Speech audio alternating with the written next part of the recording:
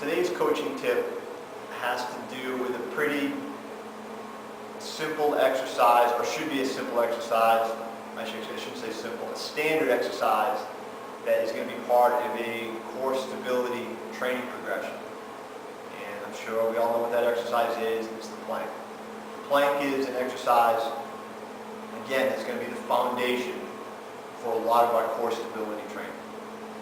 Now, a lot of people, I think, kind of underestimate the plank, or they just kind of take it for granted. They think it's as simple as, oh, I want to train my core, I'm going to get into my forearm, down my forearms and my toes.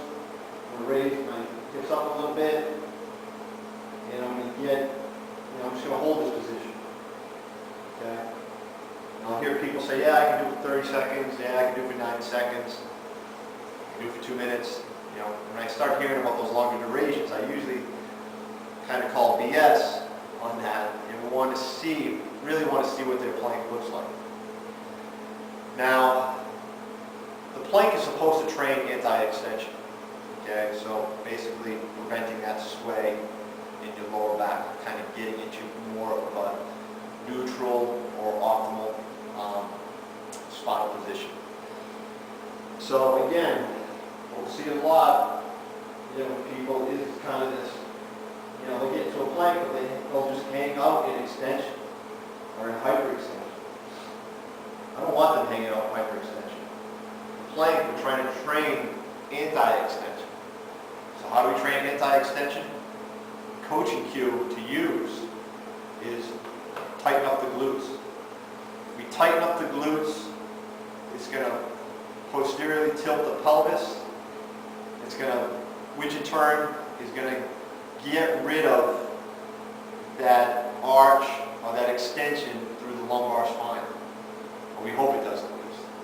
So we go into our plank, hips up, okay, now I'm going to really lock those glutes up, lock them up. Now I'm in a good position. Notice now I'm shaking a lot more too. Okay, so I'm kind of turning up the volume of the plank a little bit, or turning up the intensity on it. I'm probably not going to be able to hang out there for 60 seconds, 90 seconds. What I'm doing it right.